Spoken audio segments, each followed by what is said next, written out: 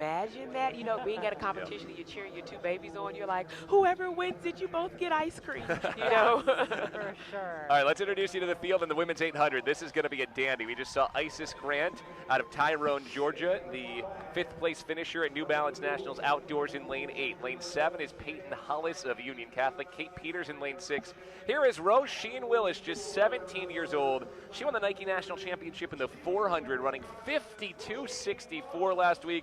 She has gone 2:00:03. That is the fastest ever high school only 800-meter race. Now, the fastest high school race aside of a thing Mo, 1:59.80 for Juliet Whitaker at the Track Night NYC race this year, running against the pros. She finished second at Penn Relays. Whitaker and Willis will push each other here.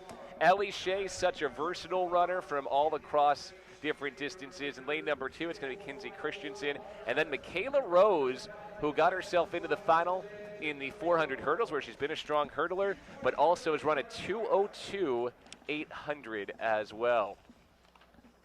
I think about just to be so young, what is your training like compared to your other training partners when you're a 2-flat runner? Well, that's the fun thing about this race. With Whitaker and Willis in it together, they have done so much of their running on their own. Willis ran that 2:00:03, winning by like 11 seconds, so did it totally solo at the Wisconsin State Championship. Now she's going to have someone equal to her pushing this pace. Roisin Willis running out of 5, Juliet Whitaker running out of 4.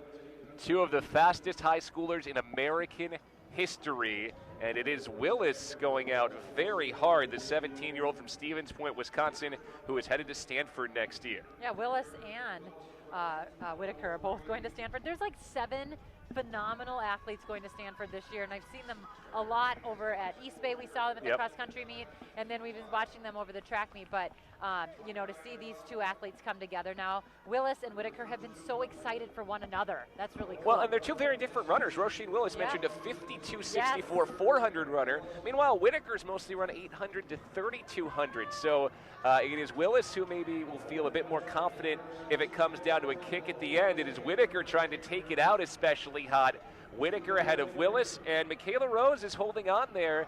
Again, don't shake a stick at 2:02.49 for the LSU freshman. How about 59.04 through the opening 400 here?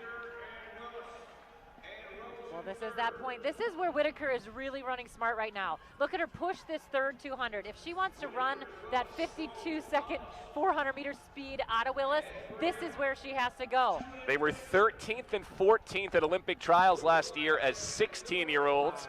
Now as 17-year-olds getting ready to go to Stanford. Juliet Whitaker pulling away from Roisin Willis. Does Willis have a response in these final 200? It looks like Whitaker's coach completely told her, I want you to take it from the front. I don't want you to chase anyone. I don't care what Willis is doing. I need you to lead and trust in your finish. One of these two is going to have some bragging rights when they get to Palo Alto in a couple months, and it looks like it might be Juliet Whitaker. Roisin Willis looking to come hard at the end, but Juliet Whitaker going away. And keep your eye on this clock. What? Look at the time we're about to see here. Juliet Whitaker underneath 2, 1:59.01. Done. I know. Listen,